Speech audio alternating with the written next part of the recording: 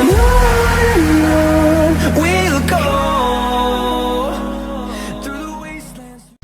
Hey guys, Alex here, AG Automotive, and here today we've got the 2019 Mercedes-Benz GLC43 AMG Coupe. So let's take a look.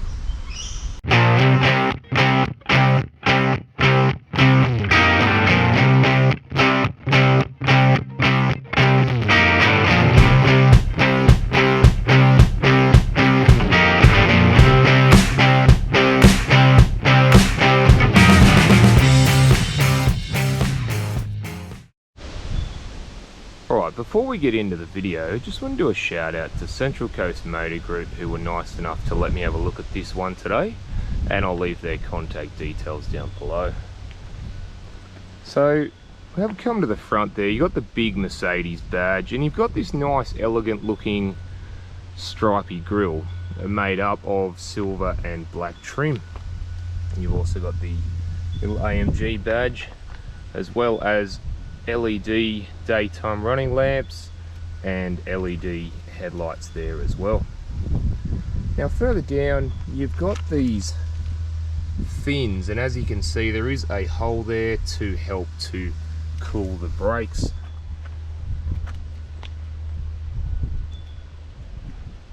So what are your thoughts on the coupe? Do you prefer the coupe over the wagon, or would you go the wagon? Me personally, I love the coupe look. It's a lot more sporty. So the wheels on the GLC43 are 20-inch wheels, and just have a look at the size of them. You got the big AMG brakes there, and you've also got drilled discs as well.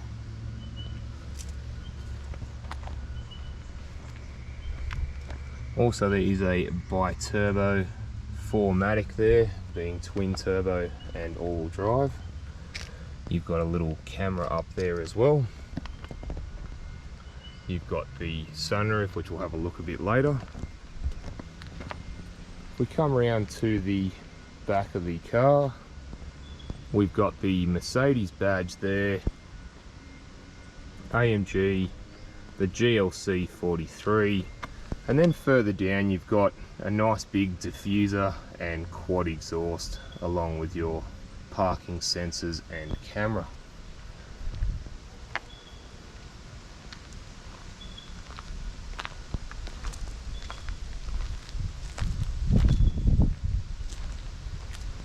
Alright, let's go and have a look inside. Alright, so just inside the GLC43, and very nice, I must admit. You got leather, red stitching, the seats, all around the dash. You got soft dash, even around the steering wheel. And you've got this red marker on the wheel there, so you know where the center is. And the nice AMG badge on the bottom of the wheel. So to the right of the wheel, we do have your headlight controls there, and also your start stop button. And you've also got your park brake down there also. Now, the steering wheel itself, very much sporty, an AMG wheel, a racing wheel, looks the goods. So you do have your audio controls on the left and your cruise controls on the right, and you've also got access to the two screens, the dash and the media center. So on the dash you do have a variety of settings, from things like your trip, your range, your eco, how many kilometers you've done from start, and you've got your digital speedo, as well as a whole array of other bits and pieces. Now you've got your traditional gear selector on the right side stalk there, and you've got your indicator and wiper stalk on the left. Now we'll come over to the media center. Now, again, there's so much stuff in these Mercedes, it'll take me all day to go through it all. So I'll just go through the basic things. Now you do have your phone connectivity, Bluetooth, and also Apple CarPlay and Android Auto. You've got your navigation screen there, which I'll show you, and it's pretty easy to navigate around that. You've got the radio, You've got FM, AM and digital radio as well. You got media from either a USB or your phone. You've got comfort, things like your ambient lighting. You've got your AMG performance gauges where you've got, you can individually configure the car in different ways. You got the Mercedes Me apps, and you've also got your vehicle settings, which again has an array of all different bits and pieces in it. So further down, these really nice aircraft style vents, I really like them, sort of the silver trim, and this black wood grain, it sort of looks really upmarket. I'm really impressed with that actually. So you do have further down your air conditioning controls. Again, they're very easy and simple to use. And further down from there, you do have some shortcut buttons for the media center. So if we come further down, you do have a wireless phone charger, you've got a USB slot, and you've got twin cup holders. And when you're not using that, you can close that down for the nice elegant look continues. So further down here also we have your media control center. You can actually control that with your finger. There is some shortcut buttons. Now on the left there you do have some buttons for the drive modes. So you've got slippery, individual, comfort, sport, or my favorite, Sport Plus. And then under there you can actually change how soft or hard the gear changes are. Also the suspension. You've got your traction control button there. Right, so on the other side you do have your volume control roller knob there. Again, I like those sort of things. You've got your exhaust, active exhaust button there, so you can change the sound of the exhaust.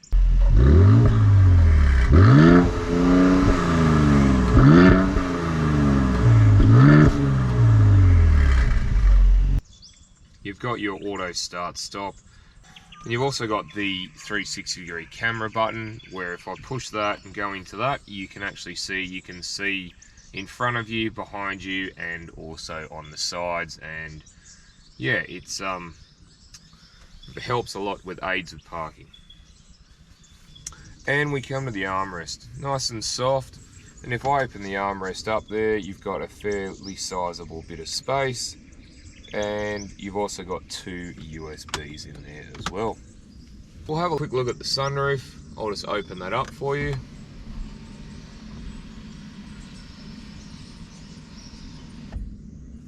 And you can actually go back a little bit more. It goes 3/4 and then you can actually open it up fully. And then we'll just close that back up. So it's very nice on a summer's day. Alright, let's go and have a look in the back. Alright, just in the back of the GLC. And it's nice back here. They've continued the leather and the red stitching. I always like red stitching. It's always like a go fast thing for me. So I'm 6'1", 185 centimeters, and I feel like there's a fair bit of room in here. Now if you have a look, I've got a little bit of headroom there, and that's thanks to an indent in the roof. And being a coupe, it's nice that they actually thought of doing that for taller people in the back. Now, knee room, leg room and foot room is all really good. And this is set up for me, and there is little indents in the back of the seats as well. So you've got two ISOFIX spots there and two behind me. And if we have a look at the armrest, yeah, it's got a reasonable softness about it. And you do have some storage space in there and your twin cup holders there. Now the rear passengers are treated to ventilation, and they've also got two USBs and a 12-volt plug as well. Also you get the traditional map pockets or iPad pockets there as well. Alright, let's go and have a look in the boot. Alright, so in the boot of the GLC43, Now here we have 500 litres of boot room, which is pretty generous. Also, if you fold the seats down, you do have 1400 litres. That's a bit down on the wagon, as the wagon's got 550 in the back and 1600 with the seats folded. So you've got the 3 tether points there on the back of the seat.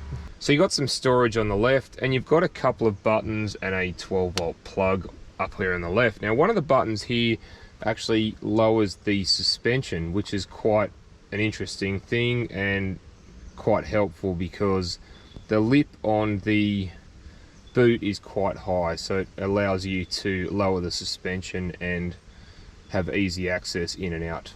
And you can also move the seat. See, I can push the seats down with a button, and you can also do that on the right side as well.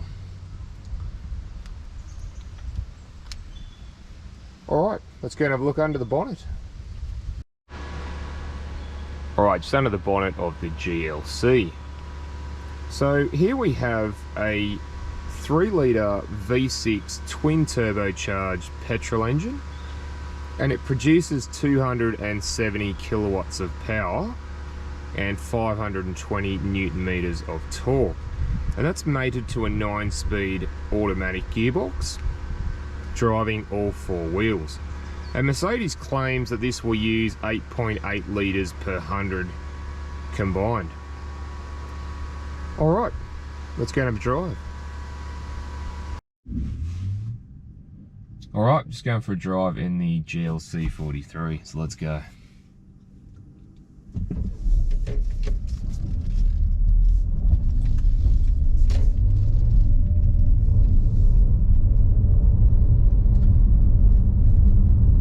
So vision at the front is really good, both sides. Vision at the back, I'll be honest, not that great. The window's wide, but it's not that, the depth of it's not that good. But you do have your cameras and parking sensors to aid in that. Vision out the sides, again, yeah, pretty good vision front to back. And the mirrors do a pretty good job. You get a pretty good field of vision, even though, like I always say with the European cars, is they have the curved part on the side, which we don't really need in Australia. So driving the GLC just around town, it's got quite fast gear changes, like lightning fast gear changes, and it's soaking up the bumps. It feels quiet, it's quiet in here, it just feels nice on the road, the steering feels nice. And we're just in comfort mode at the moment.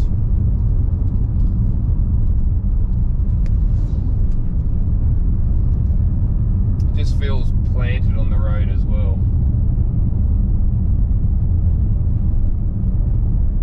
It's a nice all-round car, and just driving around like this, you'd never know you're in a V6 twin turbo. Now if we bump it up to the Sport Plus mode, gives it a bit more of a exhaust note there.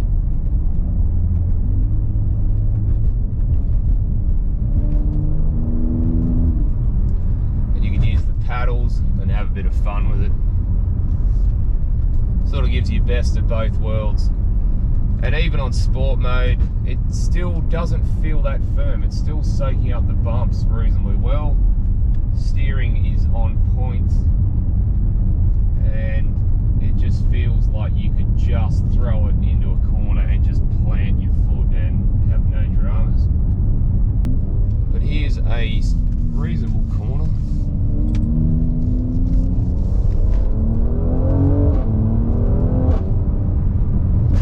I love that pop and crackle out the exhaust. Looks, it's very cool.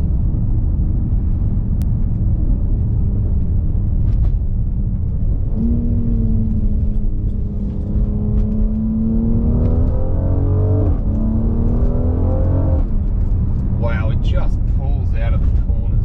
Wow. For something that weighs like 1900 kilos, it certainly can throw its weight around. So what's it like when you really open it up on the open road? go find out.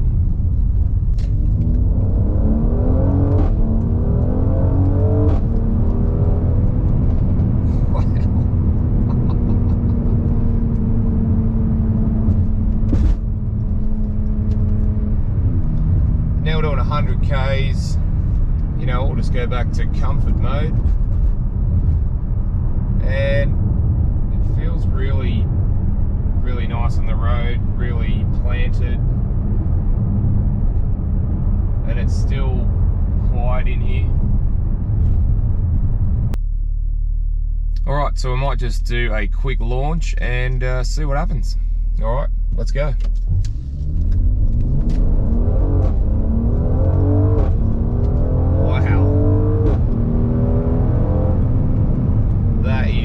Very fast actually. That feels really quick. 1900 kilos and this thing gets going, and it is an absolute hoot.